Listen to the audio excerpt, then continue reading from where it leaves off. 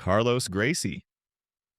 Carlos Gracie is where it all began. Born in 1902 in Belém, Brazil, he was a curious teenager and when he first discovered judo, or as it was called at that time, Kano Jiu-Jitsu. A Japanese judoka named Mitsuyo Maeda had arrived in Brazil to demonstrate his art to the public. Carlos watched in fascination as smaller men threw larger opponents with ease. It wasn't about size or power, it was about leverage, timing, and technique. That idea would define his life. Carlos trained directly under Maeda and took those lessons home to his brothers, teaching them what he learned and experimenting to make it more practical for real fights. Over time, this blend of Japanese jiu-jitsu and Brazilian innovation became known as Gracie Jiu-Jitsu. Carlos's role wasn't just as a teacher, he was also the architect of the Gracie philosophy. He saw jiu-jitsu not just as a fighting system, but as a way of living. He promoted a strict diet, discipline, and a belief that control of the body led to control of the mind. He was also a businessman and a visionary. Long before social media or modern marketing, Carlos was running what we'd now call viral promotions. He issued Gracie challenges, which were open invitations for anyone from boxers to wrestlers to test their art against his. These no-rules fights in small gyms, backyards, and rings across Brazil became the foundation of the Gracie reputation. The family won most of them, and every win turned into another story of jiu-jitsu's superiority. But Carlos wasn't just a martial artist, he was also a patriarch. He had 21 children, many of whom became fighters or teachers. He built the family dynasty that would later spread across the globe. The foundation he created was philosophical as much as physical. That technique could always overcome strength, and that jiu-jitsu was not a sport, but a complete system of human control. Without Carlos, there is no Gracie Jiu-Jitsu, and without Gracie Jiu-Jitsu, the entire landscape of modern martial arts might look very different. Helio Gracie.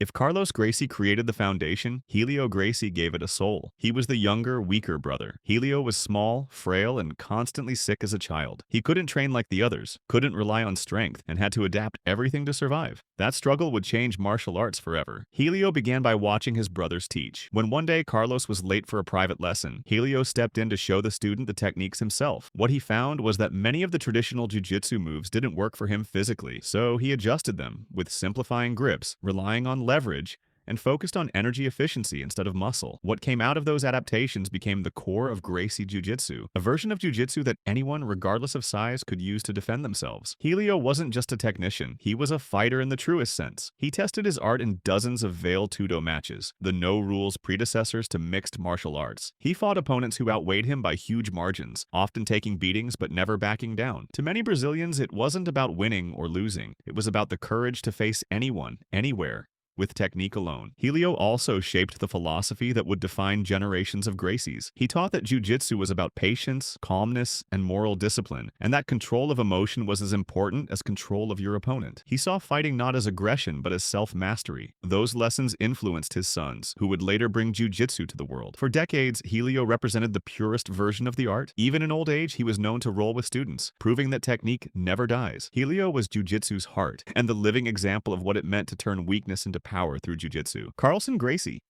Carlson Gracie was the bridge between old-school tradition and the birth of modern competition. He was Helio's student, meaning he inherited both sides of the Gracie legacy. Yet Carlson was never the one to simply follow rules. He was rebellious, proud, and determined to prove that jiu-jitsu wasn't just for defense. It could dominate offensively too. In the 1950s and 60s, Carlson became the face of the next generation of Gracies. While Helio preached patience and defense, Carlson pushed aggression and power. He believed in pressure, top control, and constant attacks, like the kind of jiu-jitsu that didn't just survive a fight, but crushed the opponent. This mindset became the foundation of his gym, Carlson Gracie Team, one of the first major competition academies in Brazil. Carlson's approach revolutionized how people trained. He was among the first to encourage cross-training in wrestling, boxing, and strength conditioning, which was something the more traditional Gracies saw as impure. But for Carlson, jiu-jitsu had to evolve to stay effective. His students didn't just drill techniques, they fought hard, sparred daily, and learned to adapt under real resistance. The results spoke for themselves. His team dominated Brazil through the 70s and 80s. Fighters like Ricardo de la Riva, Walid Ismail, and many others came from his lineage. These were athletes who didn't just win tournaments, they took jiu-jitsu into Vale Tudo and later into mixed martial arts. Carlson's students were some of the first to fight internationally, setting the stage for Brazilian dominance in the early UFC. But Carlson wasn't without controversy. His relationship with other Gracies became tense over time. He openly criticized the family's self-defense-only mindset, saying it was outdated and too focused on preserving an image instead of testing the art. Carlson was blunt,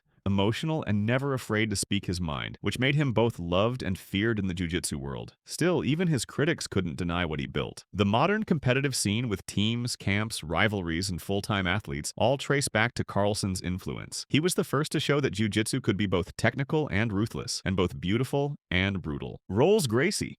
Royler Gracie is often called the greatest Gracie who ever lived, not because of how many titles he won, but because of what he represented. He was the perfect blend of Carlos's innovation, Helio's philosophy, and Carlson's aggression. If there's one person who modernized jiu-jitsu before anyone else, it was Royce. Born in 1951, Royce was raised under both sides of the family's influence. He trained under Helio, but spent much of his time with Carlson's athletes. From early on, he understood that real progress came from testing the art, not protecting it. He studied judo to refine his takedowns, trained wrestling to improve his control, and even experimented with sambo and early forms of cross-training long before mixed martial arts existed. In a time when the Gracies were focused on tradition, Royce was already building the future. On the mats, Royce was special. He dominated, and his movement was fluid, technical, and athletic. His understanding of leverage and transitions made his jiu-jitsu look effortless. But beyond his skills, what people remember most was his mindset. Royce didn't believe in hierarchy or secrecy. He encouraged his students to train with other teams, to explore different arts, and to evolve constantly. That open-minded philosophy was unheard of at the time, especially within a family known for its rivalries and pride. He became a mentor to a generation that would change jiu-jitsu forever. Fighters like Rickson Gracie and Romero Cavalcanti all carried his lessons forward. Royce believed that jiu-jitsu wasn't just about winning fights, but about becoming complete. He wanted his students to wrestle like wrestlers, move like judokas, and think like philosophers. Tragically, Royce's life was cut short. In 1982, at only 31 years old, he died in a hang gliding accident. The loss shook the jiu-jitsu world, and to many, it felt like losing the family's true visionary and the one who could have united the old and new schools of thought. But even in death, Royce's influence never faded. His open-minded, athletic, and evolving approach to jiu-jitsu became the blueprint for the sport we know today. Every time you see a modern grappler mixing wrestling shots with guard work or experimenting with new systems instead of clinging to tradition, that's Royler Gracie's legacy living on. Rickson and Royce Gracie.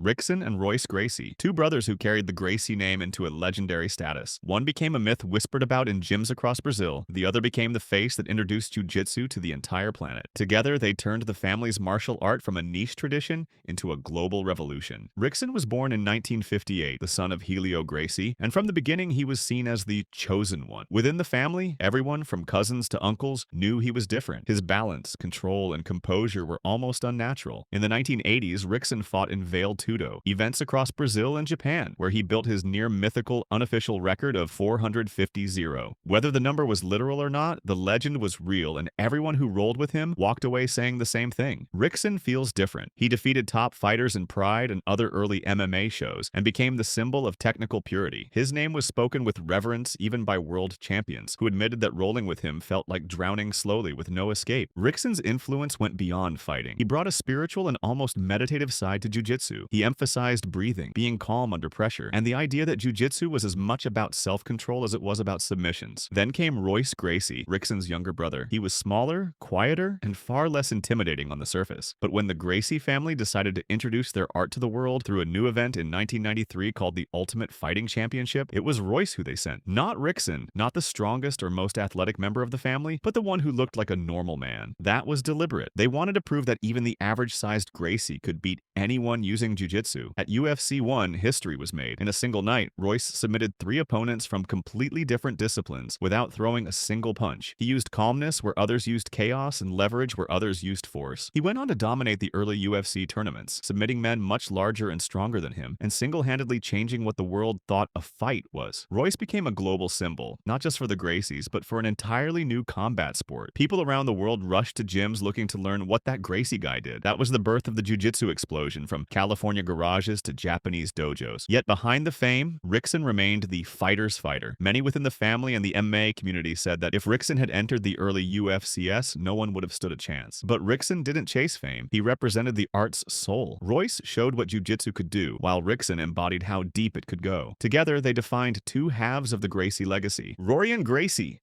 Rorion Gracie isn't remembered as the family's best fighter, but rather as the man who changed many people's view of martial arts forever. Born in 1952, the oldest son of Helio, Rorion inherited not just the family name, but the responsibility to spread it. In the late 1970s, he left Brazil for California with almost nothing but a duffel bag, a kimono, and an idea. He started teaching jiu-jitsu out of his garage in Torrance, showing American students what the Gracie system was all about. Word spread quickly, and those garage sessions turned into something much bigger. But Rorion didn't stop at teaching. He understood marketing and storytelling in a way most martial artists didn't. He invited wrestlers, karate black belts, and bodybuilders to challenge him in fights. It was real and unscripted matches that he always won through technique. People began to see that this Brazilian art could defeat any style. His biggest idea came in 1993 when he helped create the Ultimate Fighting Championship. Rorion partnered with promoters and TV producers to design a tournament with no weight classes, no time limits, and minimal rules just to prove one thing: jiu-jitsu works. He chose his younger brother Royce to represent the family, knowing that a smaller fighter winning would make the message stronger. It worked perfectly. Royce dominated, and the UFC became the modern stage that launched jiu-jitsu into every corner of the world. While other Gracies fought for titles, Rorion wanted exposure. Without him, the family's art might have stayed in Rio's academies. With him, it became global. Royler Gracie.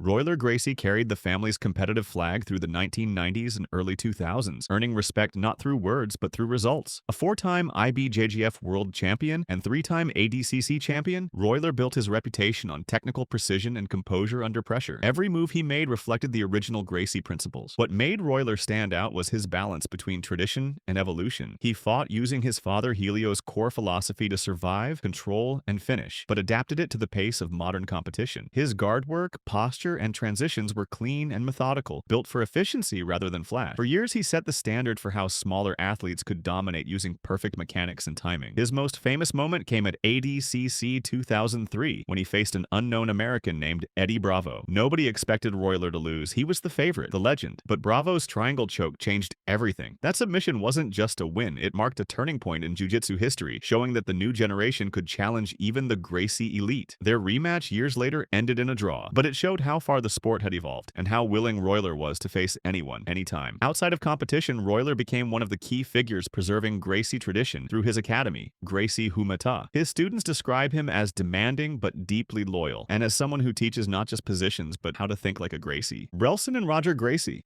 Relson and Roger Gracie stand as living proof of how far the Gracie family's legacy has stretched from the brutal street fights of Rio de Janeiro to the polished mats of world championship arenas. They come from different generations and represent completely different styles, but together they show how the Gracie philosophy survived, adapted, and evolved without losing its soul. Carlson Gracie, the second oldest son of Helio, was the family's wild card, a man who lived and breathed the original Gracie mindset. In Brazil, Relson's name carried weight far beyond the mats. He became infamous for his fiery personality, willingness to fight anyone, and strict belief that jiu-jitsu's only real purpose was to protect yourself and those around you. When he moved to Hawaii in the 1980s, Relson became one of the earliest pioneers of Gracie jiu-jitsu in America. While others focused on competition and sport, Relson doubled down on self-defense. His teaching was practical and raw. He rejected anything he saw as unrealistic. No barimbalos, no weird setups, just pure technique under pressure. Students who trained under Relson often describe his classes as more like survival training than sport practice.